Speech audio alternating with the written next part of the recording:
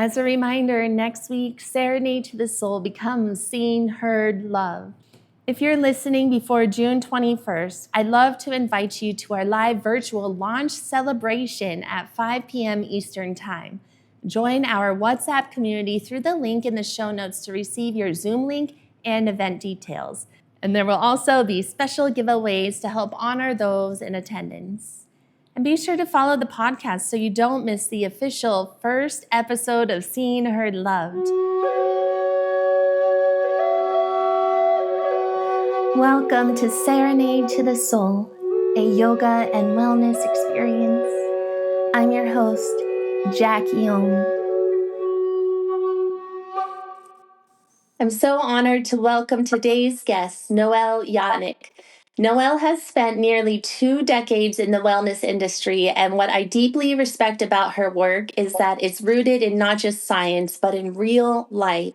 She is a nationally recognized ISSA, International Sports Sciences Association pro trainer, a 500-hour registered yoga teacher, a sports nutritionist, and a pelvic floor specialist. She has been featured in women's health magazines as one of the top trainers in the U.S., appeared in Good Morning America, and served for years as the resident fitness expert on Fox's Good Day Charlotte. But beyond the credentials, Noelle's work is about empowerment, helping people feel strong, confident, and energized in their own skin. Today, we're talking about what it really means to care for our bodies without overwhelm, guilt, and without outsourcing our inner authority. Noelle, I'm so grateful you're here. Welcome to Serenade to the Soul. After all your years in this industry, what do you see people struggling with the most when it comes to their health and relationship with their bodies? Gosh. I suppose I see a lack of relationship with the body. Mm-hmm. I see more of an outsourcing, like we said in the intro, of trying to understand using external sources to try to understand what's going on with their bodies instead of slowing down and taking a moment to diagnose on their own exactly what's going on. So for someone who doesn't have the tools to go inward as such and are just outsourcing and looking for others for guidance, how do they begin to turn inward to understand the signals of their bodies and what disconnects them? Through the breath and through stillness. Getting still first. Making sure that breath is functional and not dysfunctional. And I call breathing the foundation of movement. That's where the root of movement begins, and that while we're being still, the body is still just noticing that it's still moving. The lungs are expanding. The diaphragms are working for us in an autonomic way, in a way we're completely unaware of. So starting there with the breath and getting it to be functional and full is where I start with people who don't know where to begin. I love that you go way back to the basics, to the most simple and free resource that we have, our breath. And it's so true. And I love that we're beginning here. When you hear the phrase returning home to the body, what does it mean to you when we come home to our body? Well, I like to also call it landing the spaceship. Just like coming back, right? Because we can be so externally, again, focused that we're not even feeling our feet pressing into the floor. Yeah. We don't even have that connection. We don't even feel our fingers typing. We're just typing away. If it's a person that has a desk job, we're not connected in the body. So landing the spaceship, coming back to the body, and then moving from that place or speaking from that place, right? Because it can be that we're moving and then thinking, like I don't know how my boys do.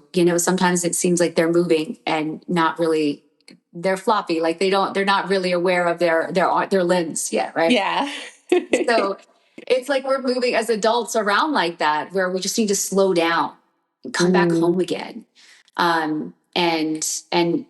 And move from that place. And then there's also speaking from that place, or being aware of our thoughts, right? Once we get still, we can also address what's going on in our minds and have a better connection to what's going on in our hearts. Yeah, absolutely. Stillness is the key. And I believe what everyone's craving right now, but also a little uncomfortable, a lot uncomfortable with, is just stopping. 'Cause for many of us, including myself, movement means like safety and security, getting things done. But Yeah. also, when I just be still, like in a seated meditation, simply be with my breath, it's my favorite. I could sit all day long Yeah. in silence.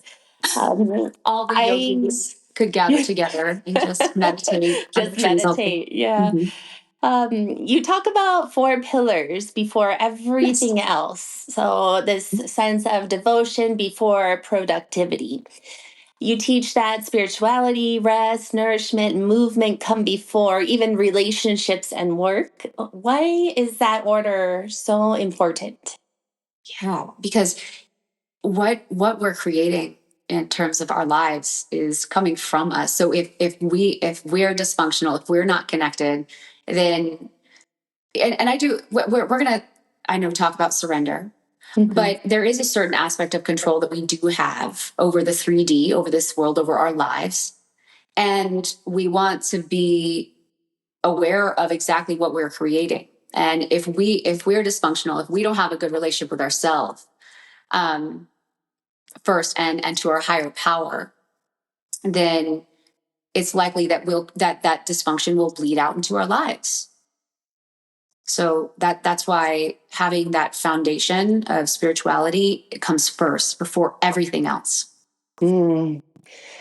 Do you have a real life example of what you just said, when we don't have a connection to whatever spiritual source or framework that, everyone's a little bit different, but something beyond the Yeah. 3D?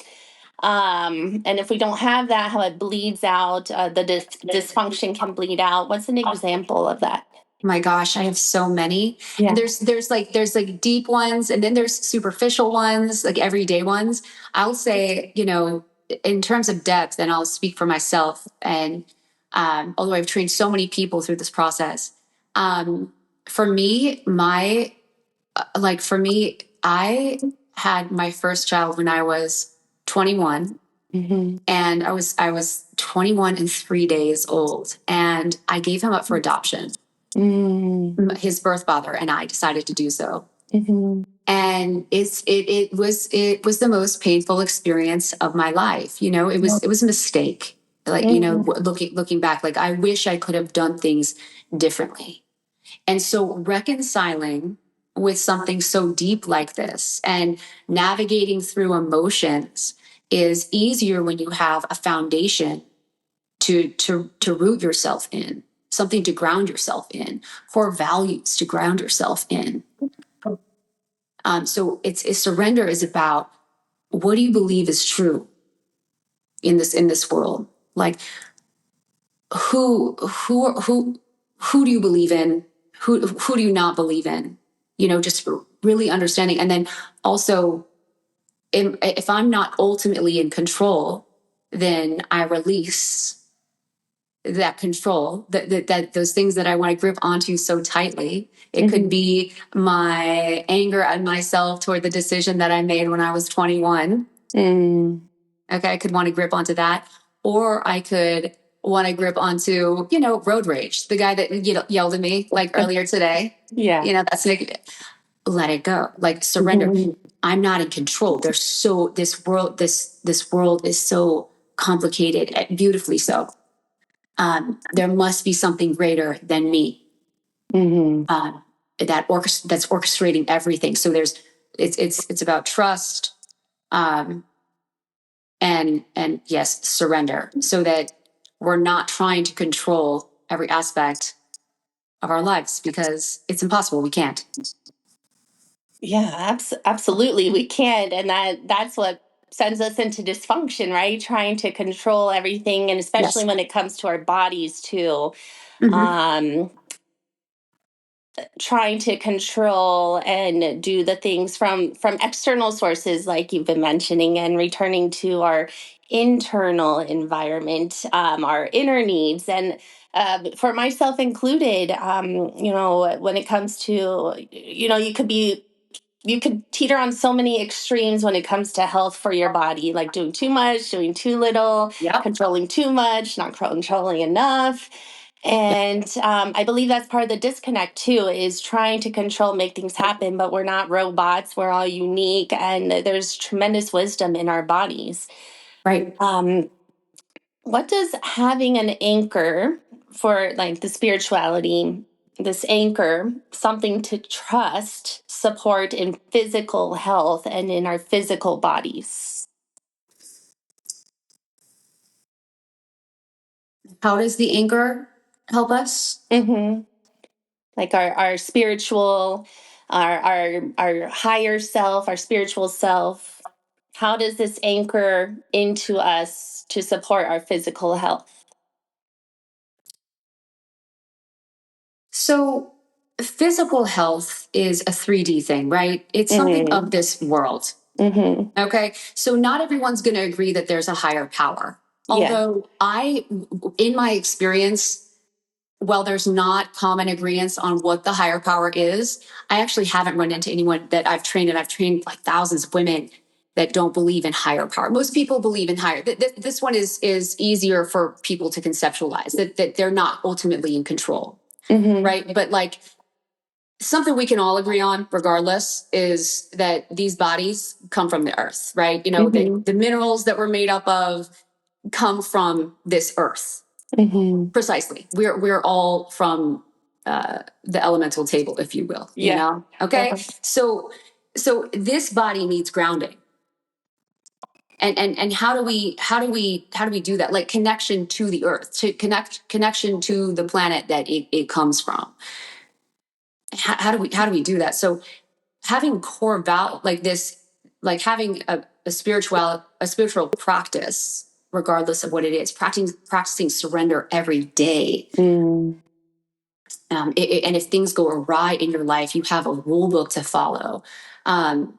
You have motivation for continuing healthy habits, because a spiritual practice and surrender also says, I'm here for a reason.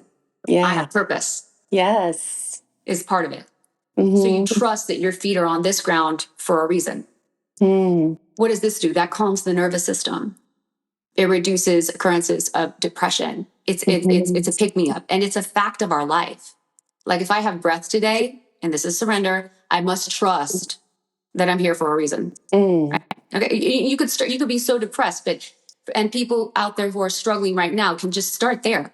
Yeah. I guess I'm here for. Because I have breath. Mm-hmm. Because Mm-hmm. if someone else is in control, if something else is in control, I just simply wouldn't be here if Mm-hmm. I wasn't supposed to be. So I'm here Yes. for a reason. So all of these things are anchors that regulate the nervous system. Okay, the meat suit, the 3D, right? Like, what do you want Yeah. to call this thing? Like this sack of Yeah. bones, this nervous system, this circulatory system. However you want to think of it, it has to be like, think of like a magnet drawing your body closer to the core of the earth. It has to be rooted. When we Mm. become like, and we talk about like heightened, like unrooted. The things that we can do to anchor ourselves again are coming back to our core beliefs and to surrender. We can navigate difficult emotional situations and emotions while preventing harmful choices. Like when we're in the funk, Mm-hmm. like through surrender Mm-hmm. again, and through a spiritual practice. Mm-hmm. So it is a way to protect the body. I really love everything you're pointing at. It's just elevating my heart and getting me excited. Yeah, Um, good. It so should. It when reduces stress. It's everything. Yeah, and speaking of grounding and connecting to earth, our bodies also need reset. Let's talk about sleep, because oftentimes when we want to accomplish more, do control, be productive, often the first thing to go is rest and sleep. Why is that the first thing that many people give up? Oh man. Okay, so sleep is, when it comes to our health, it is, I have these things in order. It's number one. Spirituality is number one, but then there's this ordering of sleep, nutrition, and movement. And they are in order like that. And sleep, the first one is the one that I happen to be the worst at. And and it's been since I was a kid. And I just want to be awake and I want to be doing things. I don't really have a reason other than that. Like I just want to be awake. And so I wrestle with sleep. The reason why it is so important is because it is the reset for our bodies. So our bodies have a cellular cleaning process that begins somewhere. So we have a circadian rhythm. Do the viewers know what that is? Or let's go ahead and touch on that. Yeah. Sure. Yeah. So our bodies, again, we're talking about the meat suit, this life in 3D in this world. And what's best for the body is to be awake when the sun rises, and to go to sleep when the sun sets. And when the sun sets, soon after, around 10 p.m. to be precise, the body begins a cellular cleansing process. Although it is regenerating cells all day long, let me say that, but particularly in your digestive system, it begins around 10 p.m. So that's why we want to stop eating several hours before bed, unless of course you haven't eaten all day. We could go into details there. But you want to set yourself up properly for rest so that this cellular regeneration process has energy. Okay, because if you're digesting food while you sleep, then your body is lending energy toward digestion instead of repairing cells, cellular walls. You think about like your stomach, like the wall of your stomach. Being repaired every so often, like 3 months, or basically the whole body regenerates itself almost completely every 7 years. All of our cells are regenerating themselves daily. The skin, I think, is every 3 weeks. You can Google all this stuff, like how long it takes each system to regenerate itself. That is mainly happening while you sleep. There's also neural cleansing. There's like when you wake up and you haven't slept well, you feel your foggy brain, right? So there's the fact that we didn't get that cellular reset upstairs in the brain too, in the think tank, where we really need that power to focus. So the long-term impact of poor sleep is totally detrimental to health. It causes dysfunction and disease. It causes short-term dysfunction and disease long-term. And so it's just a fact of the matter. The body needs regular rest. So what does quality rest look like beyond just, okay, I got my 8 hours in? Right. And for when you wake up and you feel great and ready to go and the brain's refreshed and ready to take on the world, what creates that? What are what creates the quality rest that we need to regenerate? Not eating about 2 to 3 hours before bed. Again, this has to do with cellular, like the body lending itself to the energy that's required to sleep. Remember, you need calories to sleep. You need energy to sleep. So if you've got something else going on, like digestion, then it's not going to lend its energy toward healing. So, I had a knee surgery 3 weeks ago.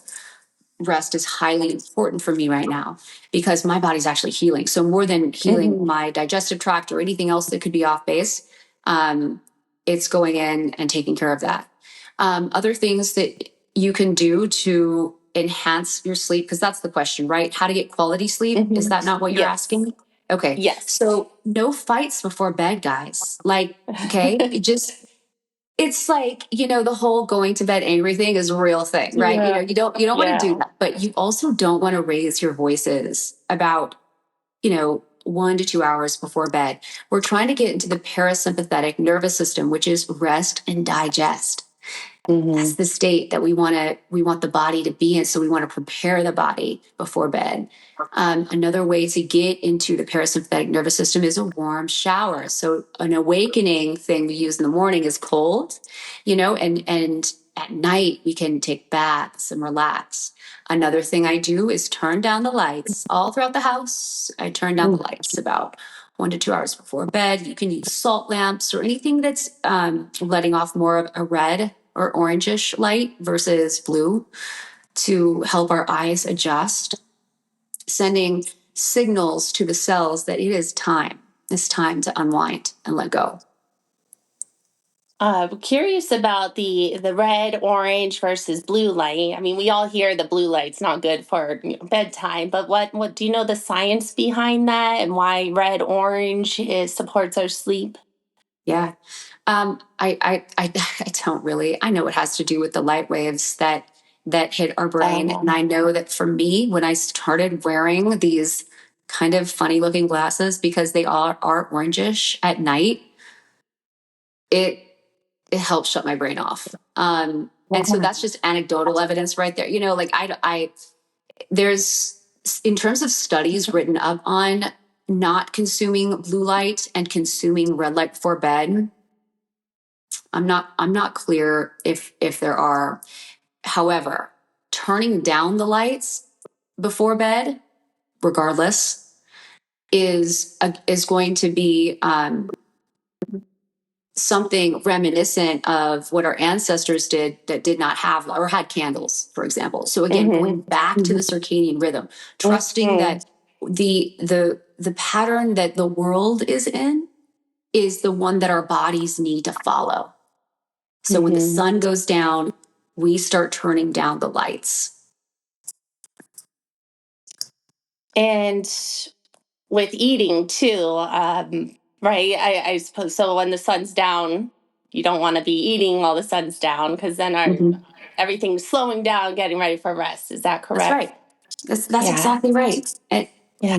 It's a beautiful thing. So simple, but yet how complicated the fast-paced Western world has made things, sending most of us into dysfunction or like a constant battle of balance. Yeah, isn't it crazy? Yeah, it's so crazy. We forget the animal part of who we are. Like it's animalistic. It's like be awake and then eat your. I'm sure we'll go into food, but eat your largest meal. Like during like the hottest part of the day is a good one.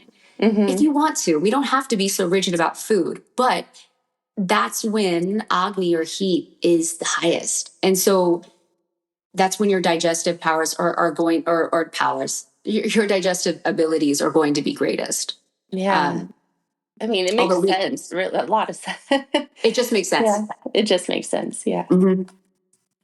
Well, let's get into nourishment. How do you approach anti-inflammatory eating? So that's what many people are afraid of, like the carbs and the sugars, and without creating fear or rigidity around food. I know I definitely related to this. I've tried all sorts of diets, not just for like weight loss, but also because I'm autoimmune and just trying to feel better in my body. But then I'll get wrapped up in the the frameworks of whatever diet, and it could create more stress. And that's the stress is just as bad as the sugar and the carbs. Exactly. So yeah, do you have an approach for anti-inflammatory diets, or how do you approach nutrition with yourself and with your clients? Yeah. All kinds of ways. So it depends on the individual. But I'm with you. I have an I have an autoimmune condition as well. And so that's why anti-inflammatory diets became so important for me. I think when I'm speaking to my fellow autoimmune people, be it Crohn's, be it ulcerative colitis, be it lupus, whatever they come in with, it is the message that food heals. Yeah. So it's this mind shift that is about like not about what we can't have. It's about the abundance of what we can have and that it heals. So let's go back. Let's talk about the earth again. and that the answers of how we should be living are a lot of the time right in front of us. Now, we could go into nuances like the fact that we're depleting our soil, right? And so our food is less nutrient dense and all. And these things are true. Yeah. But as it stands today and right now, we do. So the future, we should be cognizant of this. But as it stands right now, we all have access to the proper foods, proper anti-inflammatory, fresh foods. And if you look at it as medicine, that should shift everything. Now, when I start to integrate intuitive eating into this, we talk about what foods are worth it to you. So I'll ask you. So what's a food that's really worth it for you? And it doesn't have to be a health food. I'm talking like your favorite foods here. Friggin' sandwich. I got good sandwich with all the things. Yeah. I mean, so good. Like one of the best answers I got from a client was pumpkin cheesecake with a coffee on my porch in the morning. I was like, exactly. Like, what are your this exploration here of what's worth it? Like your sandwich, is your arsenal. Like mine is homemade chocolate chip cookies. I also really like French fries, and they have to be good ones. If they're not like the good ones, then I have to be honest with myself. Okay, this is not like the good ones. But if they're the good ones, I'm eating them. Okay, and this is your 80-20. This is your balance. You are not I teach my ladies, and I do train men sometimes too, that we're queens. Okay, so we want to think like we do a lot. Like we're all managing a lot. And we're really worth it. Like queens don't walk around and eat scraps. You're not going to eat your kids' goldfish anymore. Okay, it's just you're a queen. What are you doing? Come on, like stop it. You don't even want that. That's not even the if you could eat whatever you wanted, that's not even on the list. So you're going to get what you want. You're going to eat what you want, and you're going to practice sitting down, parasympathetic nervous system, right? So you can digest. And you're going to practice eating these foods that are off of the anti-inflammatory label. Like, because when we get into my program and the diet that's here, it is like an anti-cancer, anti-inflammatory diet, right? And it's strict, but this is medicine. And we got to be honest with ourselves, especially when it comes to autoimmune. If we're not in a flare, why are we following this with such rigidity and giving ourselves heck about the fact that we didn't follow it that day? What's it matter? So you got a little. So okay, fine. You woke up and you can feel a little puffy. Okay, we know how to regulate that. Get some movement in. Get the lymph drainage system going. You're good. You're good. And life is short. Eat the foods that you want to eat, but know what they are. Be clear. What is, you mentioned your diet and your program. Can we talk about that? So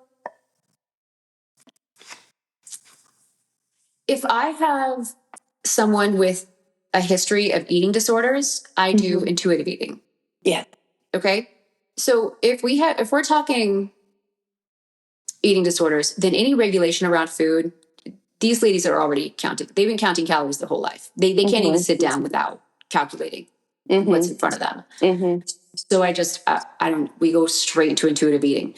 But with people who really want to get real about what's going in there. So that's where I was when I was 31 and I got diagnosed with my autoimmune condition. I was ready to take the reins.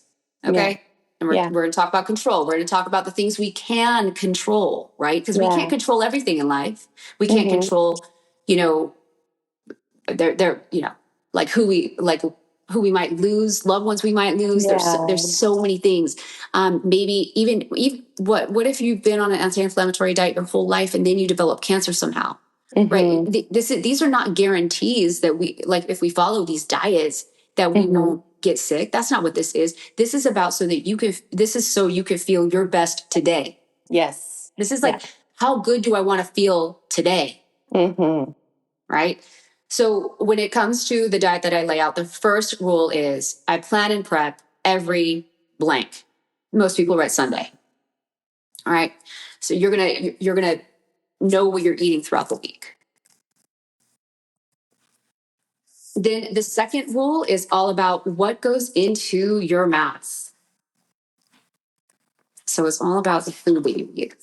And it's eat the rainbow. You keep it real. Keep it real, eat the rainbow. All right. So that just means that I'm shopping on the perimeter of the grocery store and I buy real foods. Mm-hmm. I'm not down the Americanized aisles. Okay. Mm-hmm. So every day when I'm looking at these food journals, I'll say, okay, all right, this is good, but I don't see red. Like, show me an apple in here. I don't see a berry. Okay. So when I'm looking at the food journals, I got to see the rainbow. All right. This is how we're talking about the elemental table again. We've got to get the minerals and nutrients in that this body is made of in order for us to sustain the vessel, the body, to show gratitude that you actually have a body. Yeah. You know, you've got to actually, like, this is a way to display that you love your body is by feeding it these nutrients and minerals. Okay. So the next one is hard. 25 grams max added sugar daily. This one's a life changer though, if you can do this for a little while. So added sugars do not include fruit. Yeah, because fruit has a lot. Fruit has a lot, and I just can't do it because of how I am and who I am and how I teach. And I just can't take away like the real food from people.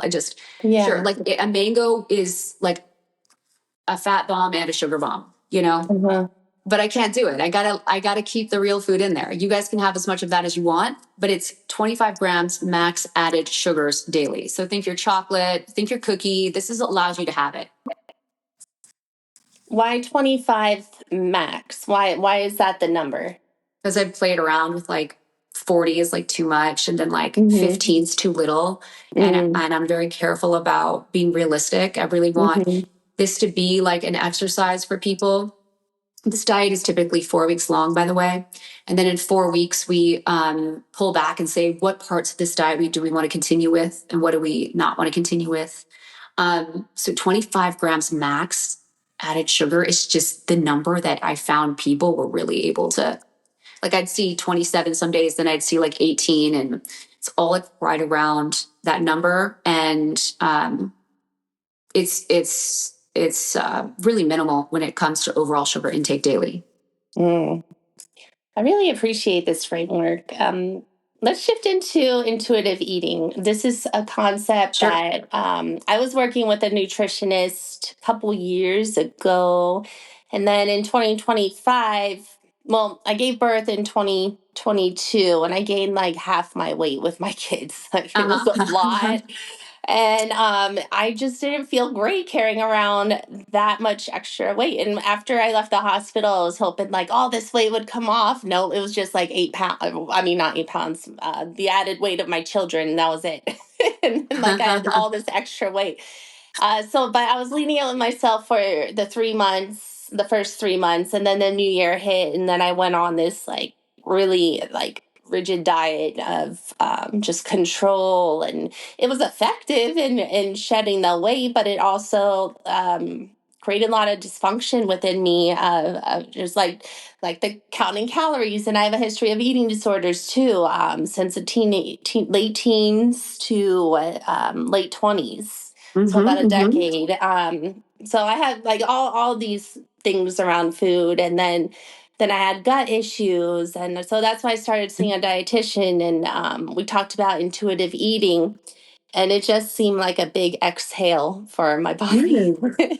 And then that's when I started eating the sandwiches and the things that made me feel good. And like how you pointed out, eat what's worth it. Like if like the French fries that are super, super good, not the crappy ones that don't taste awesome and that is worth it, so like eating mindfully, but also choosing like, do I really want to consume that just to consume it? Do I want to eat my kids scraps to, like, consume it? And I've enjoyed that process, and it's also been very healing about me, not freaking out about, oh, I'm a little puffy today, oh, I gained a couple pounds here and there. It just we naturally fluctuate. So, what does intuitive eating look like for someone who wants guidance, not control, or just intuitive eating in general? How do we start? Love it. Like, one of my favorite things to talk about. The first thing I go over is to know your hunger and satiation signals. So where in your body do you feel hunger? And what's the difference between the sensations of hunger, thirst, and fatigue? So those three are typically intermingled and confused in the body. Hunger, thirst, and fatigue. Hunger. So what's the difference? Like, if I, so doing some body scanning, noticing where in the body I feel hunger, and noticing the satiation, or like noticing the difference between the sensations of hunger, thirst, and fatigue. And I forgot about this exercise. Actually, yeah, when I first started it, I bought a book. I didn't go through all the workbook, but I remember not knowing what my hunger signals were. And I cried about it a little bit because I was like so disconnected. I started ignoring the hunger signals. Yeah. I didn't either. Yeah. I didn't know. I didn't trust hunger. What a mess. Yeah. You know, like how, again, like dishonoring to the body. The next one is intuitive meal timing. And this one leads into hunger. So I asked my ladies, like, what % hungry do you want to be before you eat? So give me percentage, like for you, what % hungry do you like to be before you eat? I've never thought about percentage wise.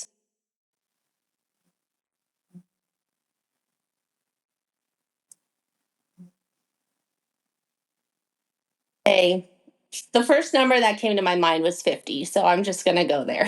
50? Yeah. So you want to like okay, so you're 50, which is good because then you don't wait until you're, at 85. Yeah. For me, it's like I learned that I do like to feel hungry. So like for me, it's like 70-75% hungry, and then that's when you eat. So no more eating because you're bored or because it's breakfast time. This is intuitive eating, so this is different. Like, or because everyone else is snacking at a party. Like, we don't do that anymore. Like, are we getting the signal, and then are we that % hungry? That's what we eat. That's what we eat. Yeah. That's the time. That's the go time. Yeah. And better to eat before you're like 100% hungry because, well, I'm definitely a hangry person. Like, I will get angry if I'm hungry. You don't want to talk to me. Yes. me too. Me too. And then there's like a couple more here. Then I have like satisfaction, which is what you went through. So foods that serve you and foods that don't serve you. I've had people say that, like, recently I had a client sharing that she can't do overly spiced foods. And I think I understand what she's meaning. She means when it's like all of it, when it's like savory and sweet, and like that really sends her spiraling. If it's like too much flavor, it just sends her craving like more and more and more. Like it whatever it does, like chemically inside of her, it doesn't leave her feeling satisfied. It leaves her feeling like completely like unfulfilled. Yeah. Interesting. Everyone's different. Everyone's different. Yeah. For this one, it's like foods that serve me, foods that do not serve me. And this is okay. Are there foods that make you feel heavy in your stomach? Like, are there for you? Like, oh my gosh, yeah. Like having a list. So I have them write out a list. What are those foods? Causes like constipation or diarrhea or fatigue. Yeah. What are those? What are those foods? But then there's foods that you feel energized from. Like, what are those? What are those foods? So we're getting clear on something, because intuition can sound very, like, intuitive eating can sound very fluffy, but it's actually very systematic. You already know, you write your own rules. Like, what are the foods that serve your body, energize you? What are the ones that weigh you down? We're going to get clear. And then I have eat. And the way that I teach people to eat is to fill their belly halfway with food, a quarter of the way with water, and to leave it 1/4 empty. I love that. Leave it a little bit empty. That's right. Because then I would imagine to prevent the sluggishness and the just the so if you eat too much, you don't want to move, or at least I don't, and I know others can be the same too.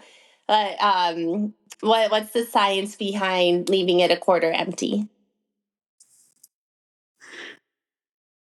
Not here. This is all about tapping into the sensation of the fullness of your belly. Just can we get there? Can we body scan, notice where the stomach is, and notice if that food is inching upward toward the esophagus, right? Like is it almost there? Because the stomach can only manage so much. So that's what that one is about committing to not overfilling, although we do. And of course part of the intuitive eating is about, like, after I teach people how to eat, then we start talking about what happens when we mess up. Yeah. Yeah. So, but while you eat, you want to try to eat, and this stuff is so funny for moms, but it's in a relaxed environment and without distraction. I just think it's so funny to talk to moms with young kids, particularly. They're like, "What are you talking about?" Yeah, there is no such thing. There's no such thing. It's so interesting. Yeah, I try to do the sit still, quiet, breathe, count the chews, but it's literally impossible to eat with my kids and feel calm because they're just kids. They're kids. They can't sit there and be calm themselves. And so, yes. And I could feel my nervous system get rattled up when the internal battle starts, like, oh, I'm trying to create calm in my belly and my food and appreciate the process, but yet all this is going on. So it's a tough balance. What do you tell moms?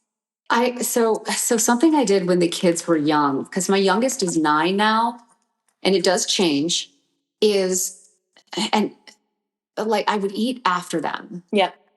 Or before them. So like not like, and now you're taking away your like family meal or whatever, but I don't look, I could actually enjoy my food and be present with it and smell it and notice the colors and it is real what we're talking about here. It's not pseudoscience. You do want, if you eat in the parasympathetic state, then you will digest more fully and more effectively, so that nutrients get processed and put in the right places in your body. If you eat in the sympathetic nervous system, yes, it still leaves your stomach and goes through your liver and so on. But it's your blood pressure is all high. Everything is erratic and heightened. So the nutrient displacement isn't. It's not an ideal system anymore. When you're relaxed, there's more energy that can be lent toward digestion. So really, grace is what I tell them, like those two things. Try to eat like before or after them, and grace. It's not. It's not going to be perfect. No, it's definitely not going to be perfect. Okay. Yeah, that's it. I try and do one meal when I'm not eating with them, and then another meal when I am eating with them. But the way that I work for myself is I create a smaller portion when I eat with my family and my kids. And then I'll eat more a little bit after if I need it. So I'm not shoving down a good amount of food when I'm stressed out. That's my personal technique, but good. And knowing them, like just knowing, like what I teach you guys is to know what they see. You already know them. And a lot of people don't realize, and you've been through the trainings and stuff, so you know yours, but like that this is our confidence. Like that's why we don't have to listen to the food noise, the food industry noise, the diet noise, because we literally have the diet that works best for us. Yeah. With intuitive eating. So what's it matter what everyone else is talking about? Yeah. Yeah. How do you help those who struggle with eating disorders, or to shift into intuitive eating? What are the common themes that you come across through coaching your clients? Mm-hmm. Eating disorders are really tough. I'll say that. That is that is there's so much control around food there that if the individual wants to remain in control, they are not going to do what we talk about. Yeah. You know, like it is a surrender on their end to try something new. I have had success with a few, like I've trained so many and have had success with a few. And it just really has to do with whether or not the individual wants to try living another way. Now, a lot of it is to find pleasure. Okay, so this is like, sorry, I didn't know if you're like, because this people are going to be like, what is she talking about? But with eating disorders, what I really try to focus on is how else in life they experience pleasure and where they feel it. Okay. Yeah. And to plug into a regular practice, a daily one of pleasure. So I actually kind of take the focus off of food. We do these intuitive eating exercises, but the fact of the matter is with eating, if it's intense anorexia or bulimia, when we just talked to, I said you have your own eating rules. They have their own eating rules. So I could tell them how to eat all day long, but they're going to do what they want to do. So it is psychological. So focusing on pleasure, focusing on purpose. My gosh, the ones I've had success with are ones that I've taken through purpose-driven exercises. Oh, so powerful. Yeah. So one of them now is a nutritionist, oddly, who helps people with eating disorders. Yeah. I mean, understanding that our wounds are our testimony to the world, if we can get them to that place, helping them understand that it's not about perfection anymore, like this pursuit that they're going after. So they don't have to have perfect diets. They don't have to follow their own their own version of a perfect diet. Exactly.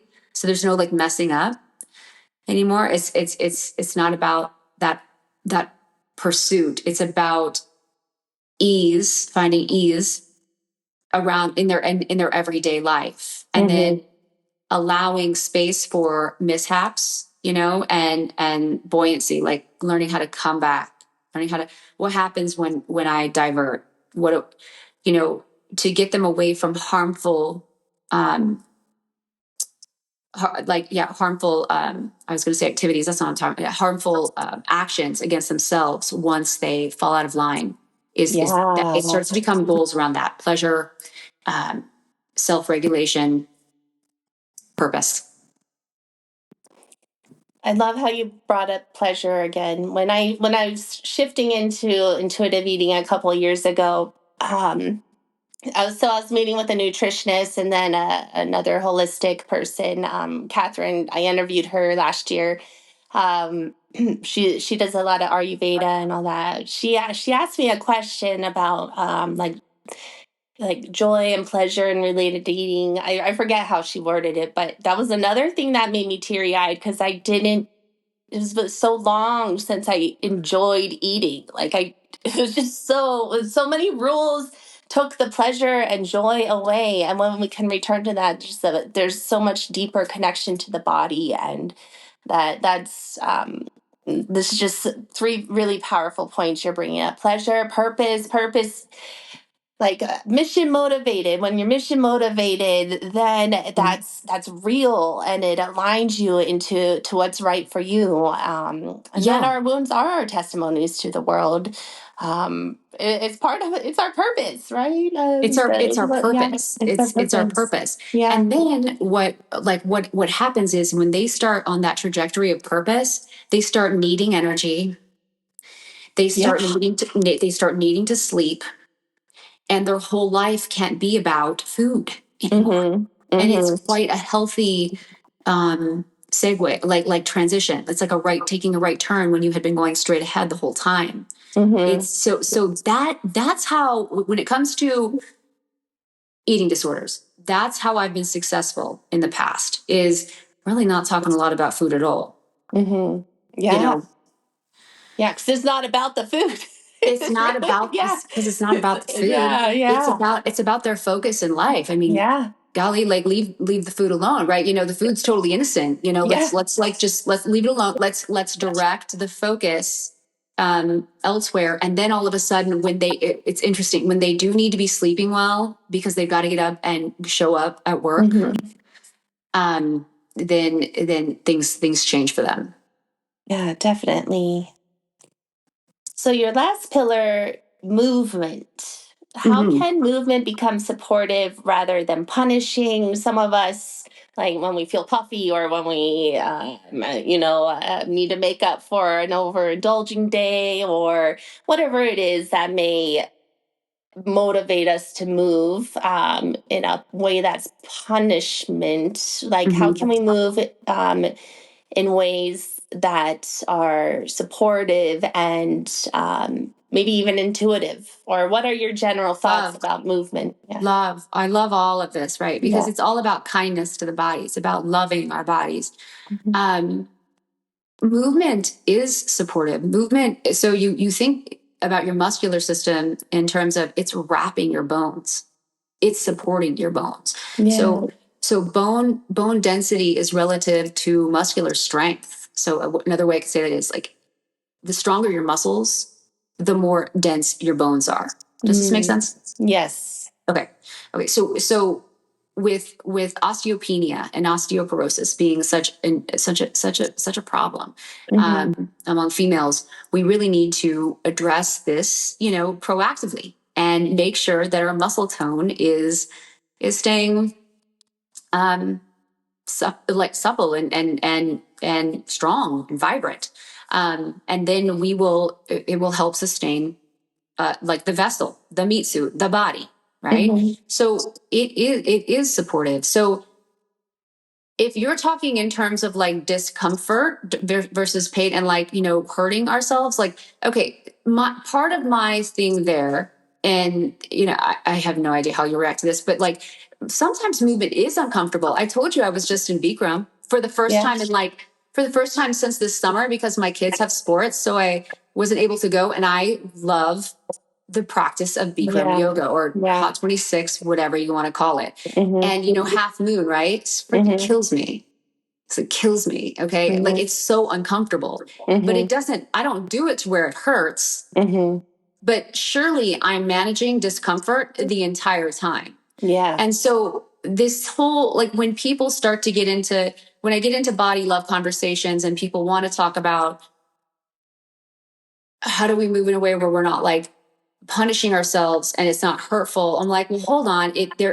This distinction between hurt versus discomfort needs to be brought up. Yes. Like it should be uncomfortable sometimes. If you are about to start your period, if you have a headache, okay, if you have a headache, please do not exercise. That's not what your body needs. You need to lower your blood pressure. If you have a headache, if you do anything to higher your blood pressure, the headache's going to become worse. There are just times where it's not time to get uncomfortable. So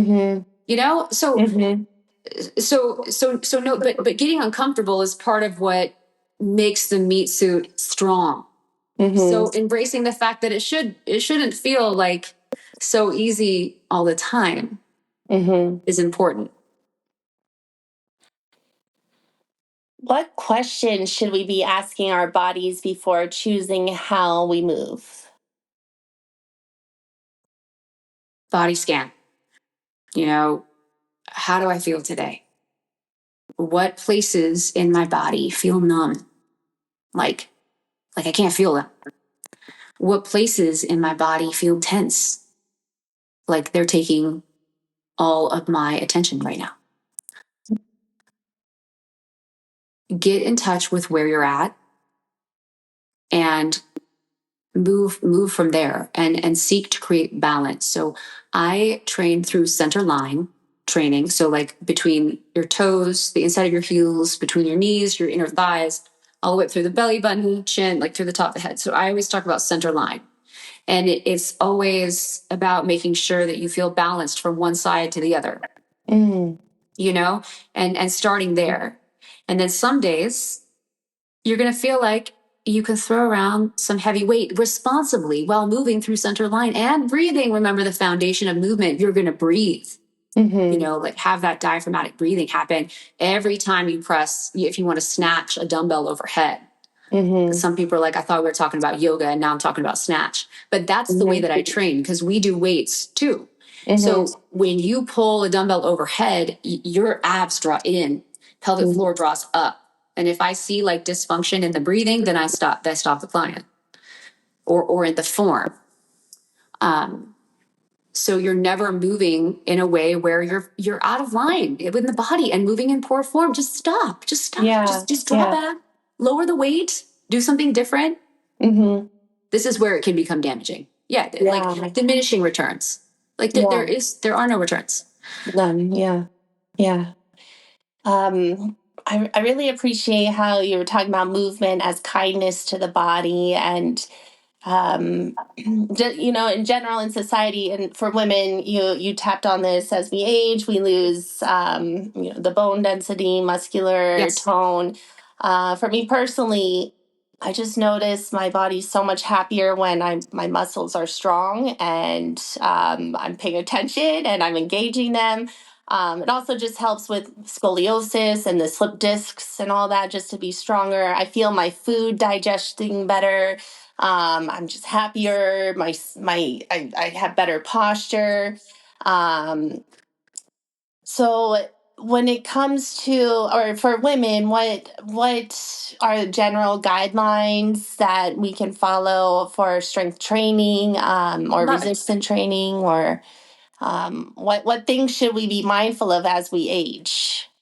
Yeah. Things we should be mindful of. You know, how about this?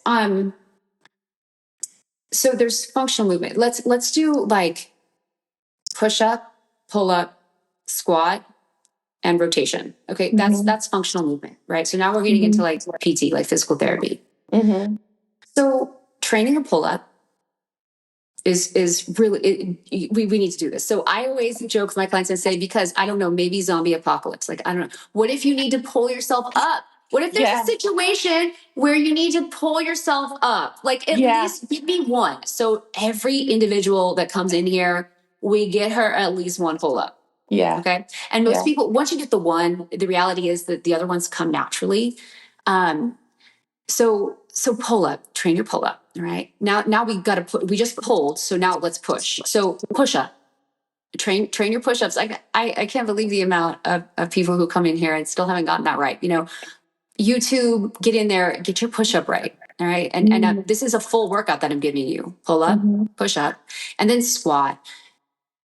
I mean, I think it's mainly yogis that are listening. So people are good in the hips here, right? I mean, like a lot of people aren't, but yogis can squat, like get it down into malasana, and they push into crow, and great. Just stay mobile in the hips. Now for yogis, just grab some weight, you know, grab 2 dumbbells, put them between your legs while you squat, and then come up. So start building your glutes a little bit. The glutes are the biggest muscles in the body. They support the spine. They are at the fulcrum of the body. They're the middle point of the body. Make sure that they're the strongest. Okay. They're already the biggest, but they support like all the functions in the body, you know, and they're protecting the sacrum and sciatic nerve. They're really important. So get in there, grab some weights for your glutes. And then the last one that I'll talk about is hip thrust. I like hip thrust. So if you can use a barbell, do that. That one is exclusively working your glutes without building your quads or your hamstrings. Again, we all need strong glutes for posture purposes, really, is what it comes down to. Yeah. Gosh, I hardly think about the glutes. I'm glad you're talking about this. While we're on the topic, how about let's also mention pelvic floor, because that's also another important one too. What are your what's your knowledge and advice for pelvic floor? Yeah, so pelvic floor dysfunction happening mainly after having baby, but certainly men can have problems there too. So what we want to do is on the inhale, fill the pelvic bowl with breath. So basically, we're going to heal it with breathing first. I should say that, you know. And when you inhale, you're filling the pelvic bowl completely. It's like you have a balloon, and you're inhaling and you're filling the pelvic bowl, drawing your breath all the way down. And then when you exhale, it's like you're squeezing your hip points together and your pelvic floor up. But now I want you to draw your ribs down as you continue to exhale and draw that breath all the way through your spine and out through your nostrils again. And this is how you close up or heal the dysfunction on a deep muscular level. So this is third layer muscle we're talking with the pelvic floor and then the transverse abdominals. Those are your corset muscles. They run around your body like a corset does. And when you exhale, they should draw in too. And what I want you to do is master this breath of exhaling, drawing the pelvic floor up and the transverse abdominals in simultaneously to create what I call, when we get into weightlifting, your weight belt. So you know how people put a weight belt on, like when they're lifting weights? We don't need one because we're going to use our muscles in order to create that protection. Yeah. Okay. And it happens on the exhale breath, drawing the pelvic floor up, transverse abdominals in. And now the body, you can move in any direction without hurting yourself. Forwards, backwards, sideways. Once you have the bandha lock. See, the yogis know about these things. Yeah.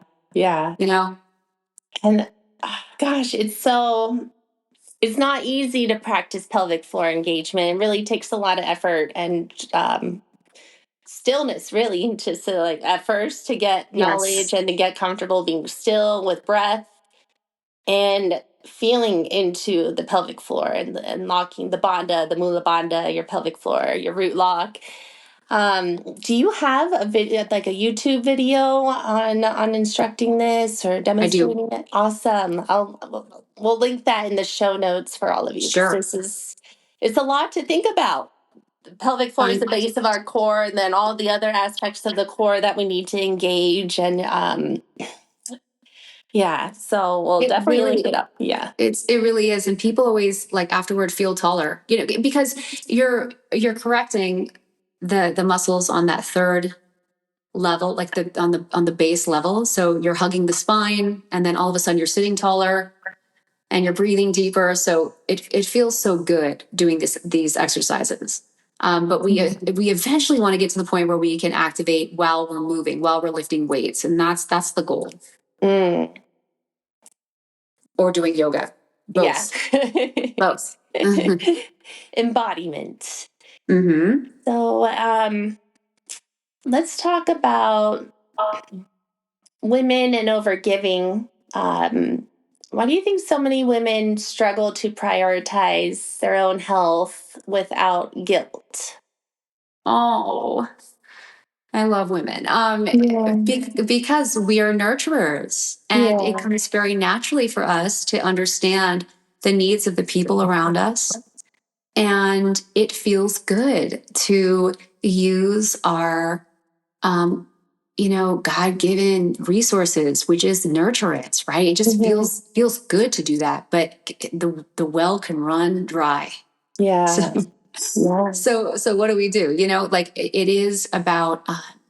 I do this meditation of giving and receiving, where like you notice like you imagine everything that you give coming out of your right palm. And then everything, like just energetically that you've given coming back to you in the left palm. Now, it's not going to be from the people you gave out to. It's not going to be the exact actions you did. Like if you're a good present giver, it doesn't mean that you're going to get presents back. It just means that energetically you will be filled back up again. So again, faith, surrender, and to just notice how the body feels after we do this practice. And so many women will cry when we do this practice of giving and receiving.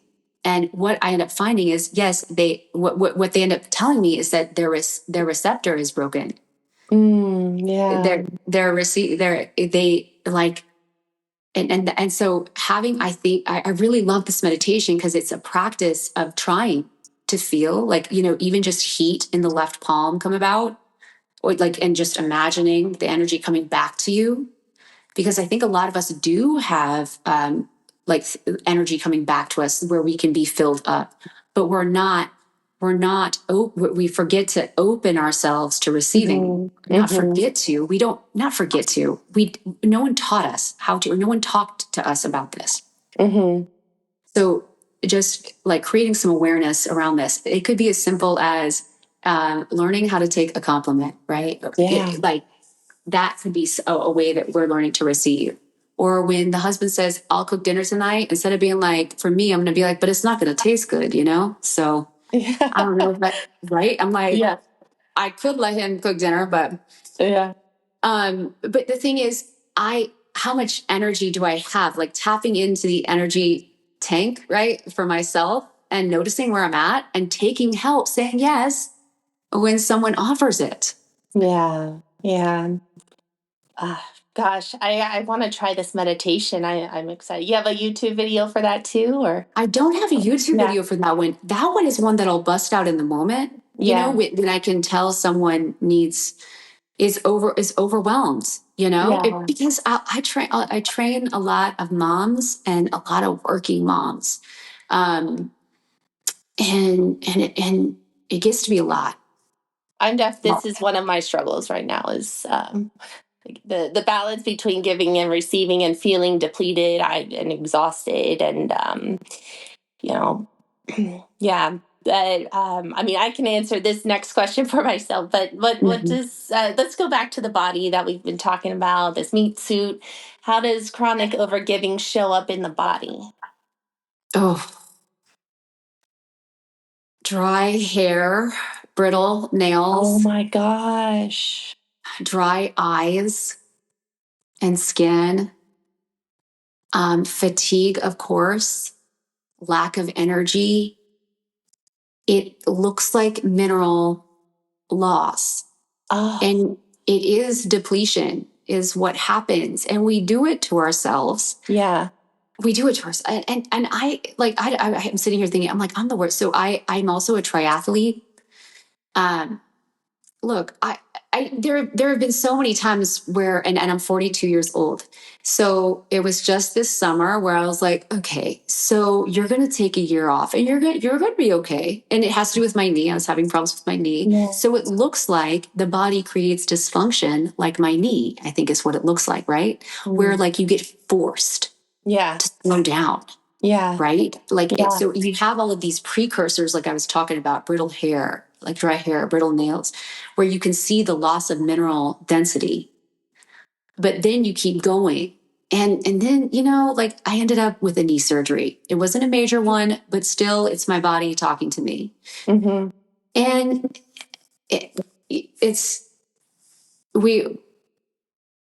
I now I'm at a place where I have to reconsider my movement patterns altogether, So what can we do before then? Just like what you were saying about where you're at, is there anything that you can stop doing? Yeah. Yeah. Is there anything that comes to mind?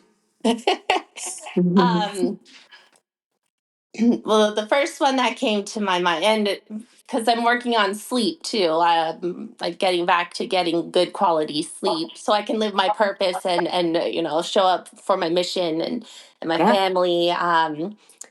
But I am so productive and creative once everyone's asleep and it's night. There's no noise, and I lose time, and I just go and I do my creative projects. At night, and all of a sudden it's been hours and there goes my sleep. So I've been shifting how I approach that, and when else can I get this creative time in? Also, just accepting help too is really good, but also not expecting it. But presence over perfection. Boundaries. Mm-hmm. Mm-hmm. Yeah.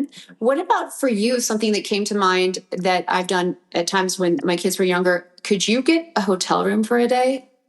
I've been dreaming about this. I love that you mentioned. I think about this all the time, but I've been too afraid to ask because everything would shut down. Right. Yeah. And the reality is you would have that time that you need to be creative. My thing was always that but I got over myself. I finally ended up doing this, and I was afraid that I wouldn't feel creative on the days that I booked the hotel. Yeah. I would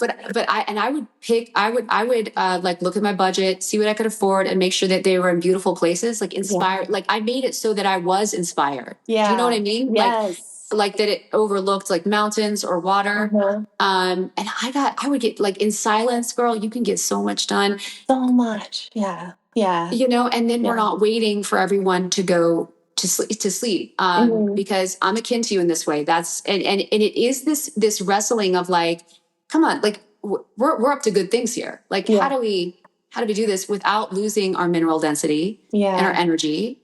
Yeah. And that's one that came to mind. So maybe like ask about that one, if you could get like a full, like I'm talking a night where you stay there the night and into the next day, like just a Jackie retreat. Yeah, thank you. This is motivating me because I've been dreaming about it. A lot of things I'm healing right now, I'm realizing it's because and I'm a sensitive, maybe like a very sensitive body and woman.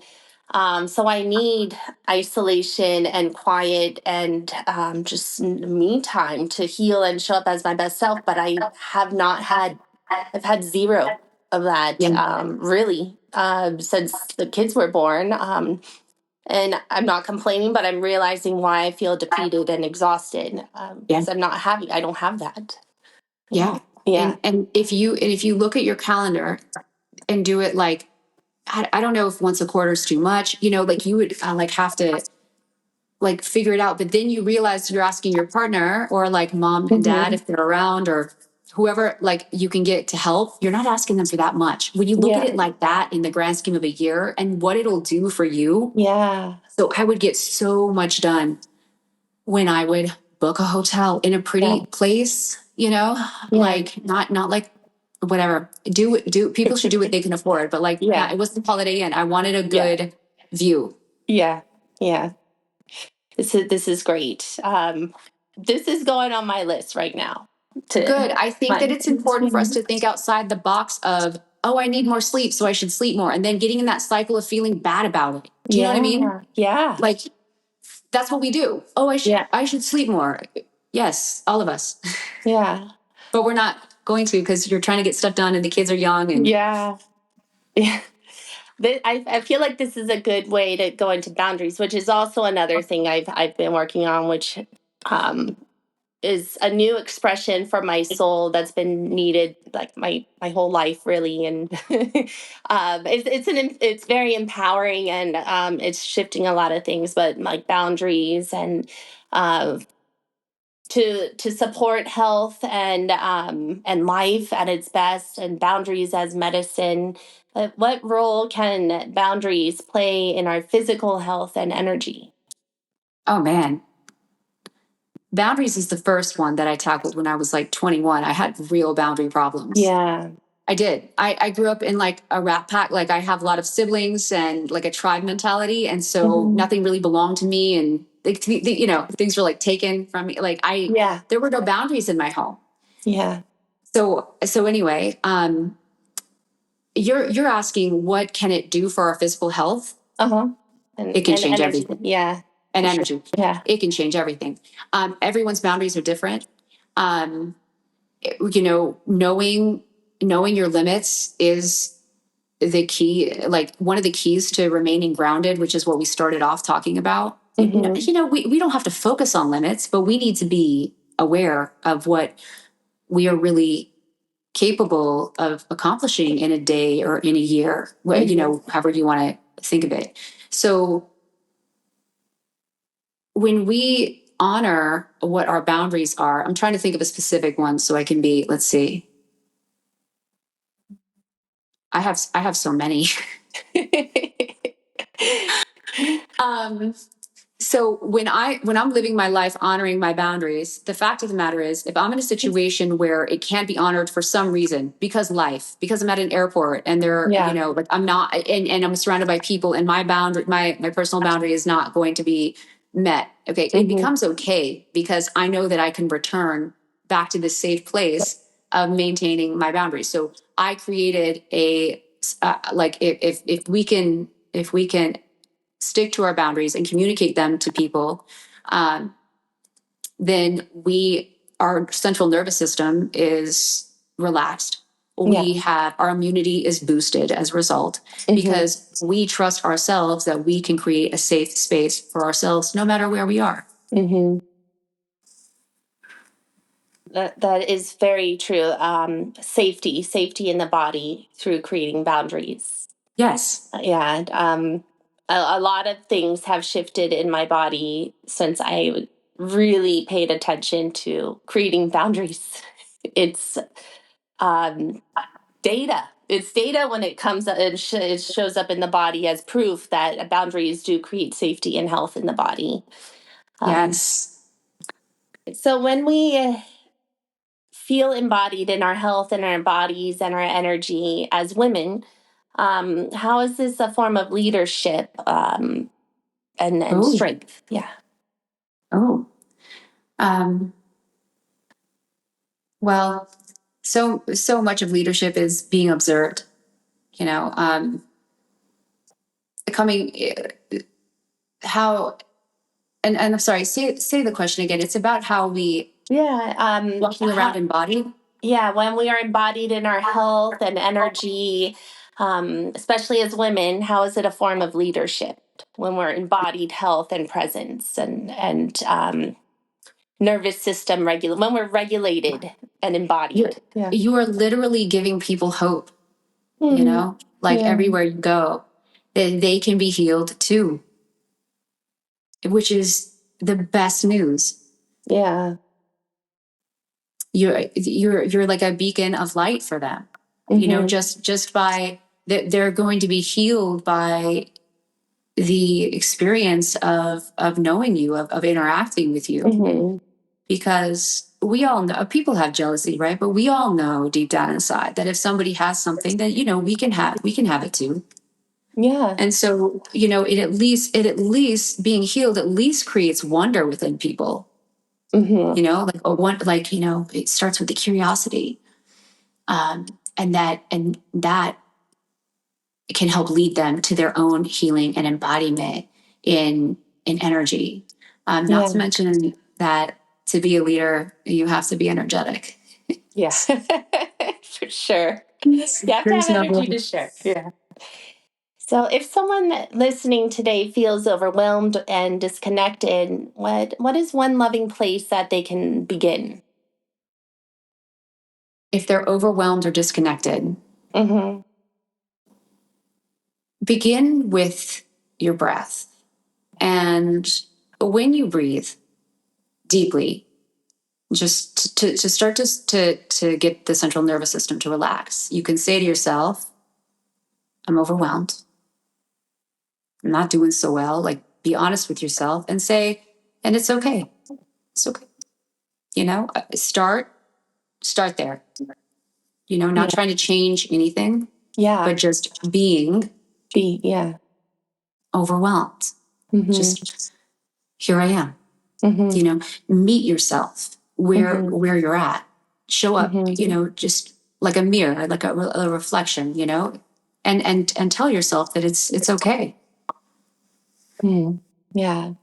Radical self-acceptance through breath. Yeah.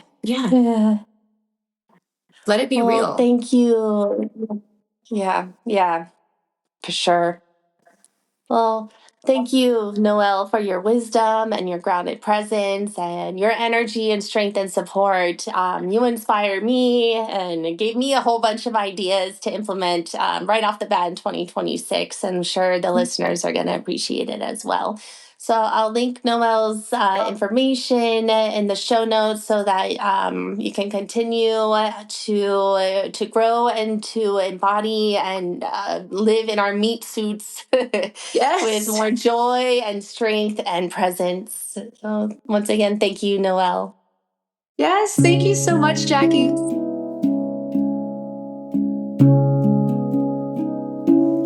Thank you for sharing time and space with me today. If you enjoyed this episode, please like, comment, subscribe, and share. Your support helps keep this podcast alive. And together, we thrive. I'll meet you here next Thursday. May your week be abundant and blessed.